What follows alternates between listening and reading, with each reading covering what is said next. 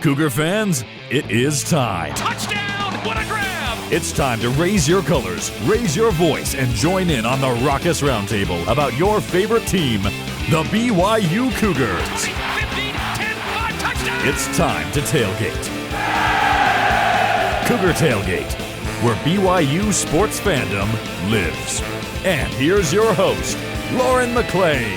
What's up, Cougar Nation? I'm Lauren McClain, and we're here to tailgate with you, doing what we do best, talking all things BYU Cougars. For this week's roundtable discussion, we have former BYU football standouts wide receiver Mitch Juergens. What's up, Mitch? Hey. And defensive back Brian Logan. What's going on? Hi, B-Lo. Thanks for being here with me, guys. Spring football wrapped up a couple of weeks ago, so now there's a little bit of a dead period before summer workouts. So I ran into yesterday at Mod Pizza, one of my favorite places to go, ran into Parker Kingston, Ethan Erickson, and one other guy. They were in front of me, and I'm like, I know those guys. Gotta talk to those guys. And I was like, what are you guys doing? Like, what are you doing now? And they're like, well, we're doing a lot of golf. We're golfing a lot. He's like, we do work out in the morning. But So I want to know, what did you guys do with that time in between spring and summer workouts? Start with Mitch. Yeah, it's an interesting time because it's such a dead, almost like a dead zone. Yeah. All students go home or they do internships and they're getting different experience. But as a player, you're still there because you're reporting to the facilities for workouts and practice. And so we did a lot of the same thing. I mean, I played a lot of golf. I think I became my best golfer in the summer. What else did I do? That's kind of like the best sport to not get hurt, right? Yeah. You're like, we can't get hurt, but I still want to compete in something. Yeah, Right. looked for some other avenues of income. One of the weird ones was I was a umpire for some baseball games, for some Little League baseball games. Those get intense. Some of the parents of these 9-year-old baseball teams, a little bit too intense than it should be at that age. But did any of them realize who you were though? So they come to yell at you and they're like, "Oh, wait." No, I think at that point I don't think I had as recognizable as a face as maybe it could have been. But you do things like that. But I think the big focus is just getting your body healthy and ready for the season. I mean, it's an opportune time to make sure that when fall camp starts and you start to ramp up that workload, your body's got to be ready to go.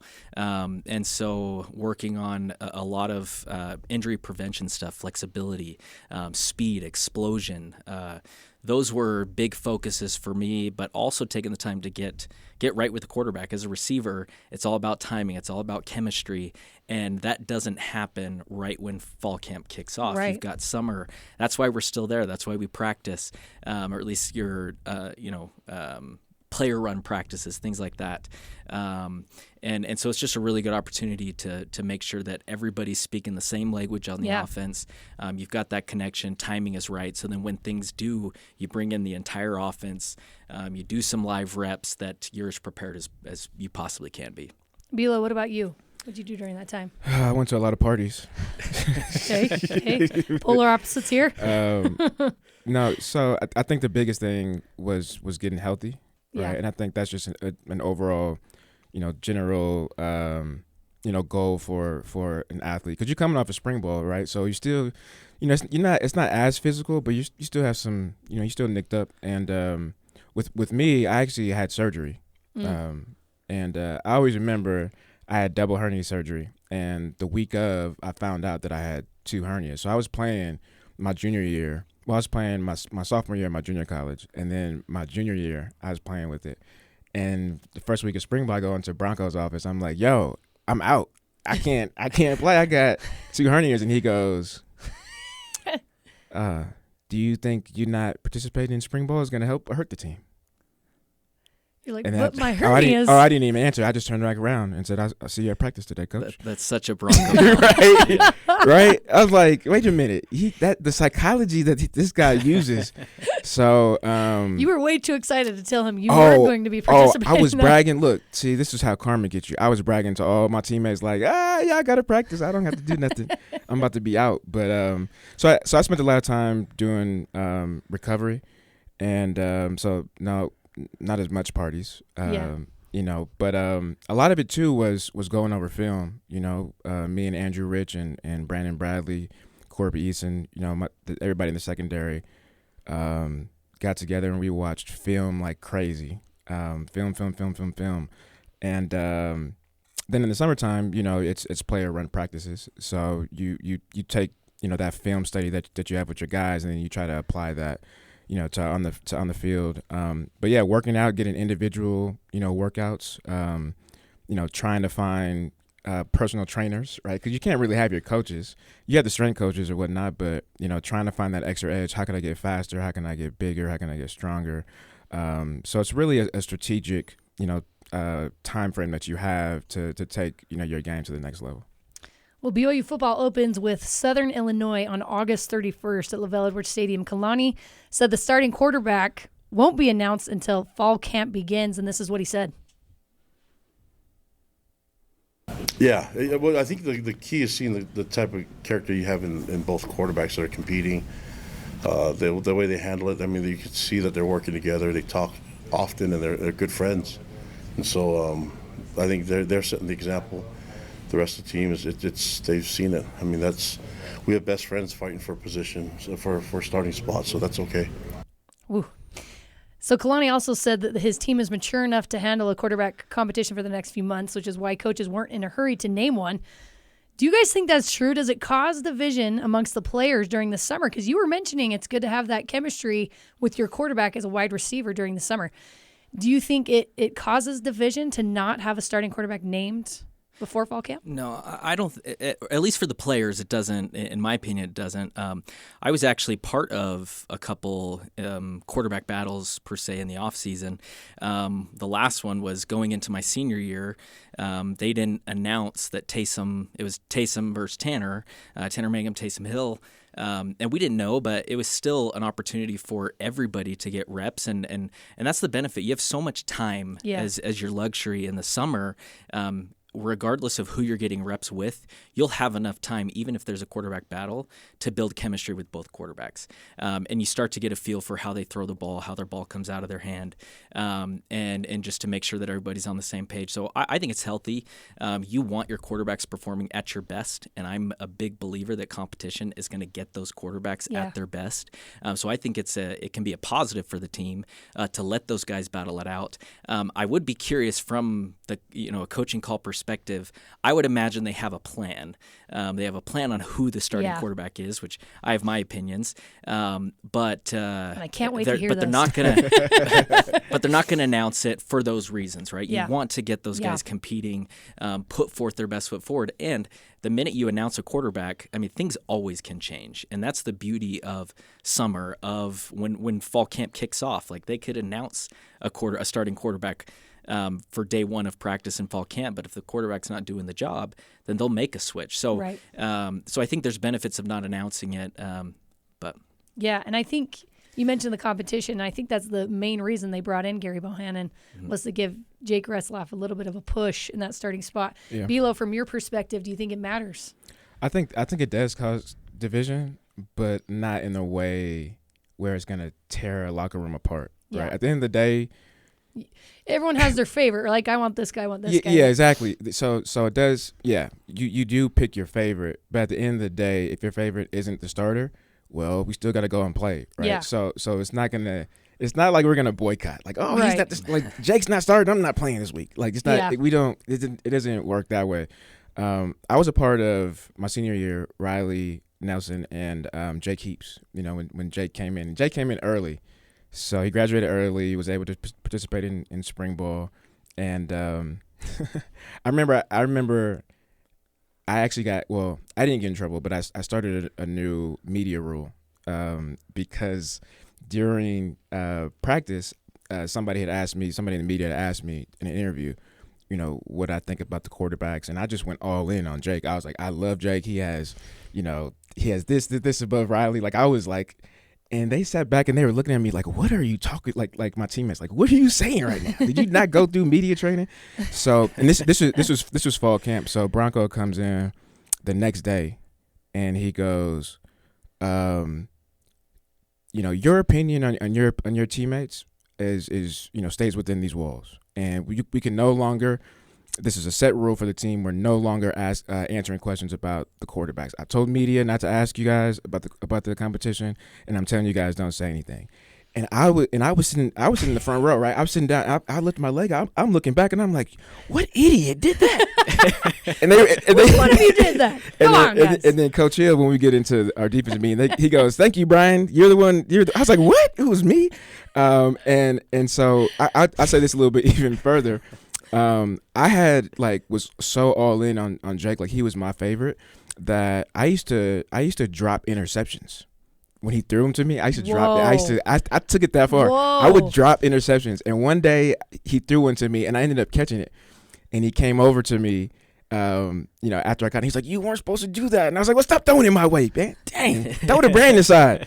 But I mean, that's kind of made you look very good if you're dropping interceptions. Oh, well, I was already a starter. There's, I say this humbly, nobody was going to take my spot, so. We need a segment, The Confessions of Brian Logan. This is learning a lot. Whoa, of stuff here. That's kind of This is deep, good. huh? It is deep. To go that far? It is deep. Wow.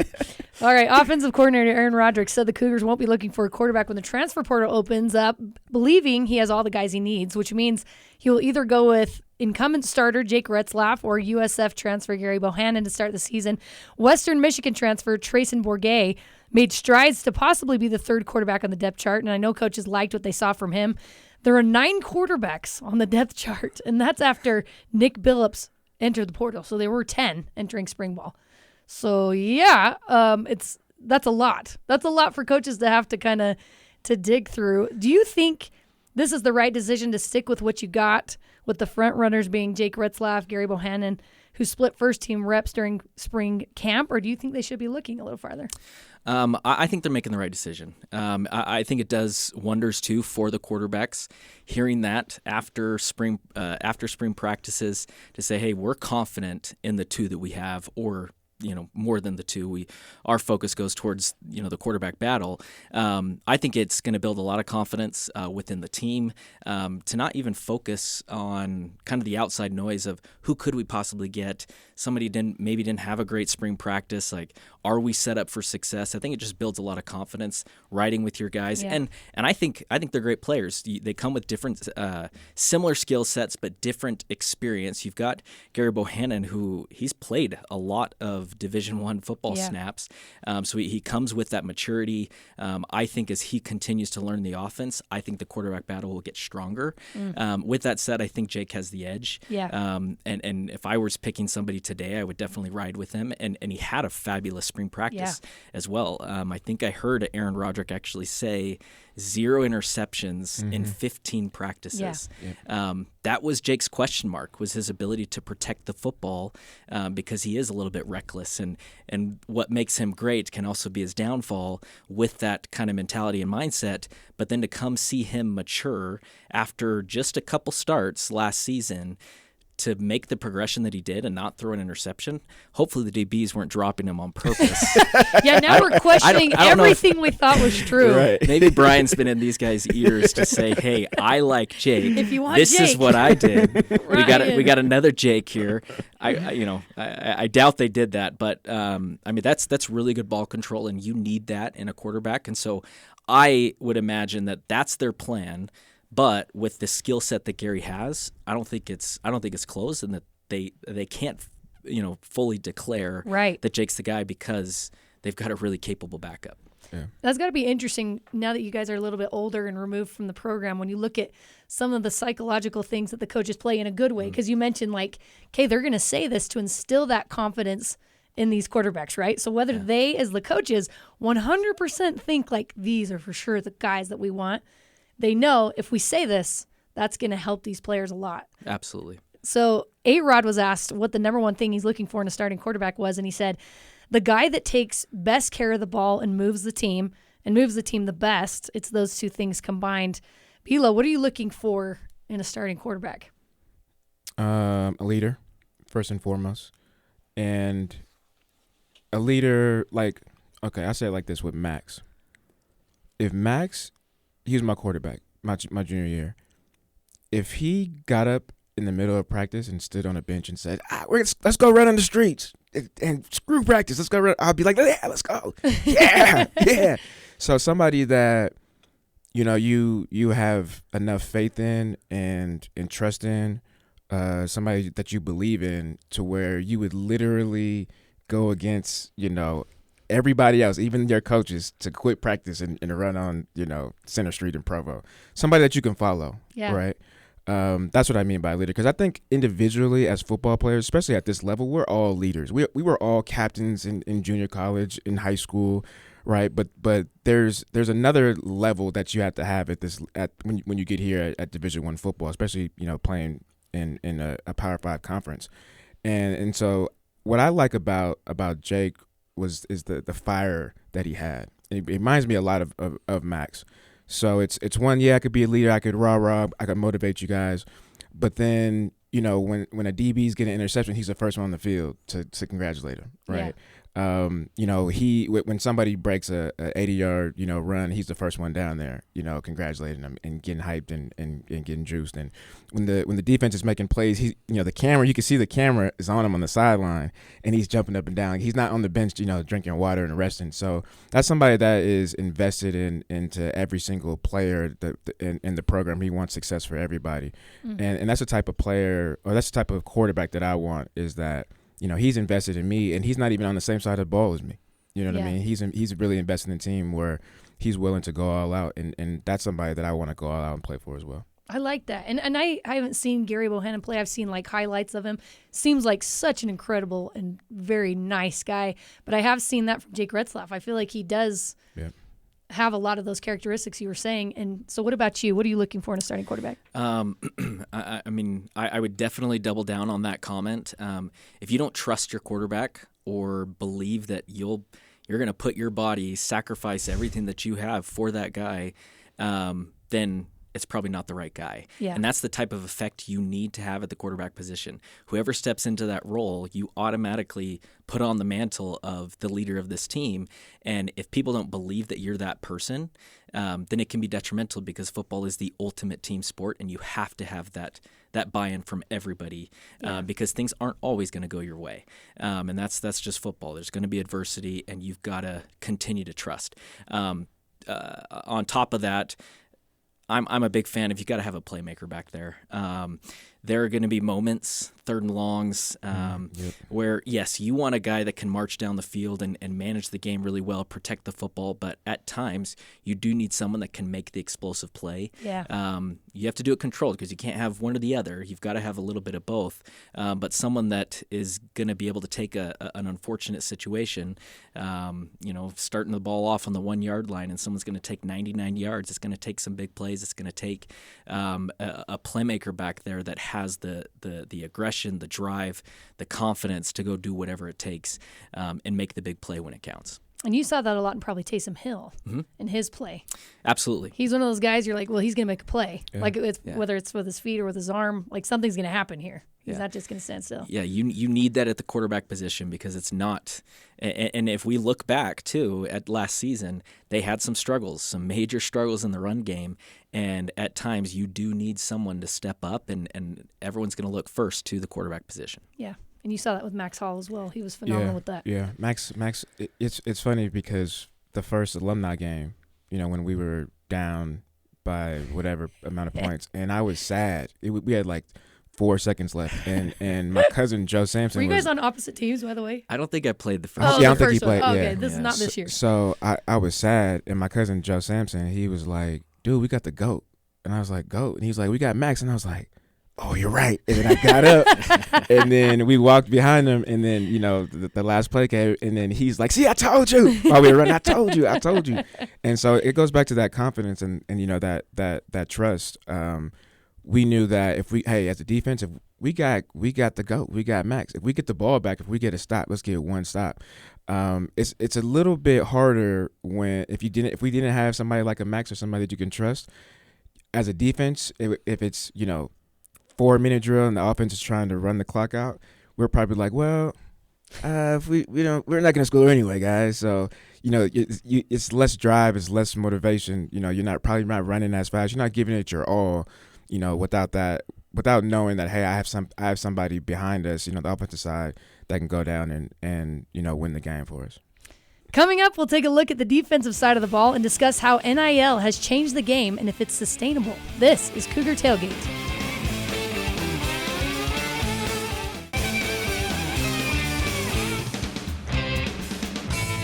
Welcome back to Cougar Tailgate. I'm Lauren McClain with former BYU football standouts Mitch Juergens and Brian Logan. Before we discuss the defense, we're going to take a look at the wide receivers because they're a deep group with a lot of returning experience. You got Chase Roberts, Cody Epps, Parker Kingston, Keelan Marion, Darius Lassiter. They're adding in return missionaries Dominique McKenzie and Cody Haig. Tim Few's Tay Nakua will be in the mix. We all know that name very well. And a guy that was turning a lot of heads during spring ball is 6'5" redshirt freshman JoJo Phillips. BYU's receivers had a hard time getting separation last season. When you look at this long list of guys, is there enough there to wreak some havoc in the Big 12 this season, Mitch? Yeah, there's definitely enough. And what's great about this group, we've seen a lot of flashes of greatness from all of them. Chase Roberts, Cody Epps, Darius Lassiter came on really strong at the end of the season. Parker Kingston has had his moments. Like you mentioned, I love the reports that are coming out on JoJo Phillips, just the big target, the athleticism that he has. There's definitely enough. The issue that we saw last year and what I would hope for in this season is, number one, they can all string it together and be all on the same page at the same time. We might have even talked about this the last time that we were on the show, or the last time I came on as a guest. There were way too many miscommunications from the receiver group. Yes, there was a lot of change. There was a lot of moving pieces on players taking different positions, and I just think that the more time you give them, you have a great spring practices. You've got offseason. You go into fall camp again, and if they can focus on those things, you definitely have the talent, guys that can make plays and be almost the safety blankets to whoever's throwing the football to put them in a good position. With that said, they've got to hone their craft. I mean, Cody Epps wasn't Cody last season. Right. He's the guy that I look to when you talk about creating separation. He can be that guy. His explosiveness, I go back a couple of years and was at when they played Notre Dame in Vegas. He had a couple of those. They used him in such a unique way where his elusiveness, his quickness got him that separation, and there were moments where he was so open, it made such an easy throw for Jaron Hall at that time. Right. With these quarterbacks where we've seen some greatness, but we've also seen that they're going to need some help from the receiving crew. They've got to be dialed in on creating that separation, and that comes with being precise in your routes, getting your depth. You've got to be, again, on the same page of these quarterbacks so they know when you're going to be at a specific spot at what time, and they've just got to be super disciplined. And I don't think we saw too much of that discipline last season. The talent's there. As long as the mindset's there, then I don't think there should be any issues. It's got to be hard on these wide receivers. They had a lot more pressure on them last year than they did with Jaron Hall the year before because there wasn't a running quarterback. There wasn't a dual threat quarterback, right? And that's got to make a difference for the wide receivers, right? Yeah, absolutely. But I think maybe even more impactful was just the lack of the presence of the run game. Yeah. You saw this in the Big 12. I mean, these are very, very athletic secondaries, and all of a sudden, when BYU has identified themselves as a team that cannot run the football, you walk these cornerbacks up, linebackers up on slot receivers, safeties play a little bit closer, and these man coverages get really, really tight, and it puts so much pressure on, number one, the receivers to do their job and get open, but the quarterbacks to have impeccable timing to take advantage of that. And so in my opinion, yes, the running quarterback, it definitely helps because it creates those open spots on the field that maybe you wouldn't have because you have to take account for the quarterback and where he's going to be and can he run. But more importantly, you have to establish the line of scrimmage, run the football, because then that is going to put some focus there. They've got to bring their linebackers in, maybe stack the box a little bit to stop the run, and then all of a sudden that opens up more. All right, now from the defensive side, in Jay Hill's first season as D coordinator, the Cougars had just 11 sacks and allowed 417 yards of offense and 29.8 points per game. That number increased to 37.6 points per game during the final 5-game stretch of last year. Bilo, where do you think the defense is going to take and needs to take the biggest strides this upcoming season? First of all, I just want to say that stat is skewed because of the turnovers that the offense, created. Yeah, he's smiling at me. This is the war between the defense and the offense. But there was times, and we could blame Jake for this because he had a lot of turnovers when he started, which is unfortunate. But you give another team opportunities to score and give them short fields. It's a tough burden to bear for a defense. But other than that, I think the biggest thing that they need to prove is D-line and getting more pressure on the quarterback.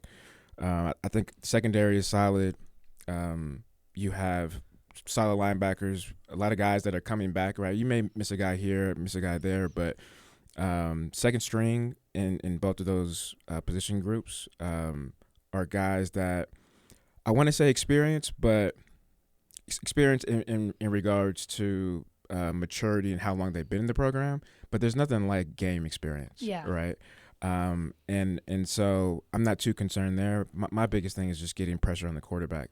It doesn't matter how good your secondary is and how athletic they are. If the quarterback has 8 seconds to the ball, and Lauren, you can go back there and throw it. You know what I mean? What's that supposed to mean? Of course I could. No, I'm just kidding. Be successful. You know what? You are. That's a bad example. You are bad. I can go back there and throw it. Brian could go back there. I could go back there and throw the ball. With that amount of time, and so I know that they're so.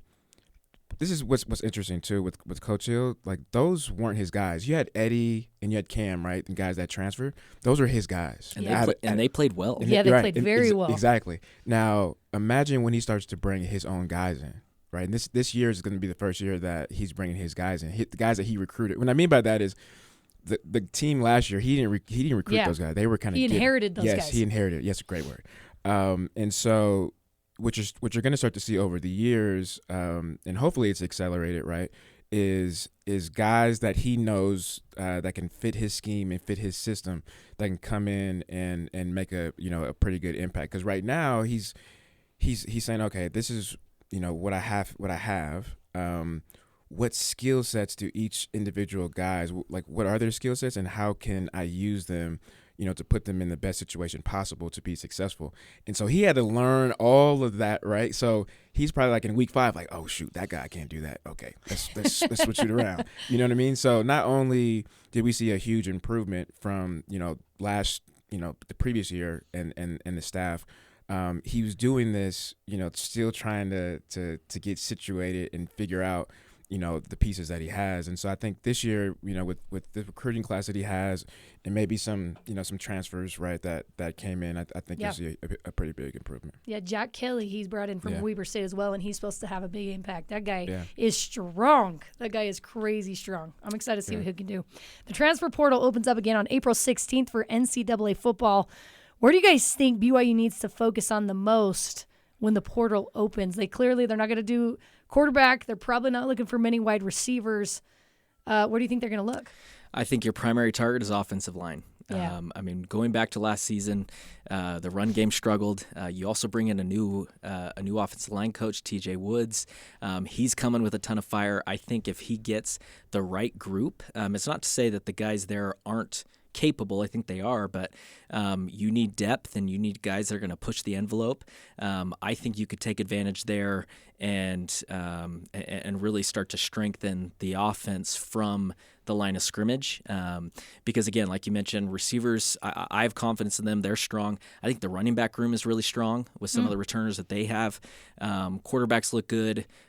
Tight ends as well. I mean, there's with Keanu Hill making the transition there, I think he's going to have, and not to talk too much about him, but that is the right fit for Keanu Hill. You like that move? I love it. He's a big target. He's comfortable anywhere on the field, and BYU's had a lack, or their offense has had a lack of presence over the middle. I think he can be that fix. And so anyway, to sidestep, offensive line is the number one spot I think this team needs to target. And if they can land a couple good guys, get them under a really good coaching scheme and program with TJ Woods, I think that could be a really good combination heading into fall camp. Yeah, I like that. What about you, Bilo? This I'm going to give you a Bilo answer. I don't know if they should get anybody at this stage. If you think about it, the best available transfer portal guys are probably already gone, right? If you're in the transfer portal now as an athlete, as a football player, coming out of spring ball, it probably means you're not going to start, right? And so, you have starters that have experience, they play, they have film, they made some type of impact, and then they're in the portal, months ago. So now you have guys, that are on the roster and go, okay, so and so, he transferred or he's in the portal. Now I'm in a position where I can fight for the number one spot. I go into spring ball, I don't get that number one spot, I'm going to go to the transfer portal. Well, I mean, that means if the first guy that was in the transfer portal, if he stayed, that means you're third on the depth chart. Yeah, does BYU really want to get? If these guys are coming from like Georgia and Alabama and Tennessee, I'll take them. Come on in, come join us. Maybe. It kind of probably depends on where they're coming from. Well, right? I think you make a good point, but you also have to understand too that just because they're 4-star and 5-star kids that are going to Bama, Tennessee, or whatever. Well, first thing I'll say is this: if they're second, third string on Bama or Tennessee or whatever, they're probably not coming to BYU. I'm just saying, right? Realistically, the Lord works in mysterious you know what? ways, I'm not saying I wouldn't want them. I'm just saying they're probably not going to, right? Because a kid that has 5 offers from out of high school, Bama, Texas, whatever, those coaches are still going to remember them. So he's like, hey, coach, it didn't work out at Georgia.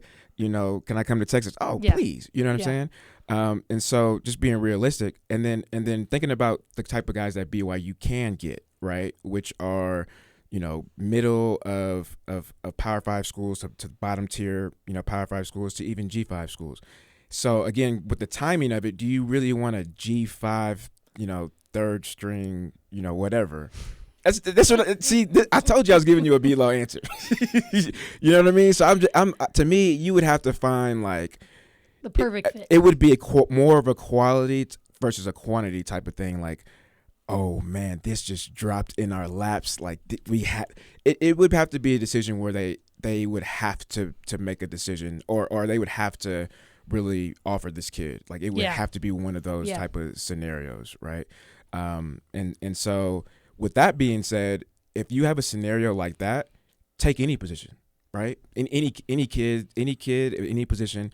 If it's too good to be true, if you can't pass it up, then go ahead and offer that kid. Well, and I think it's more about the player than it is the school as well. Because you look last year, Camden Garrett, Eddie Heckard came from Weber State, and those two were two of the best players we had on defense. Right. And two of the best in the Big 12 to an extent, they were spectacular. And so if it's the right player, I think you take advantage of it. And in my opinion, I think corner actually might be a spot. I know that there's some promise about some of the guys that would potentially come in and take their place.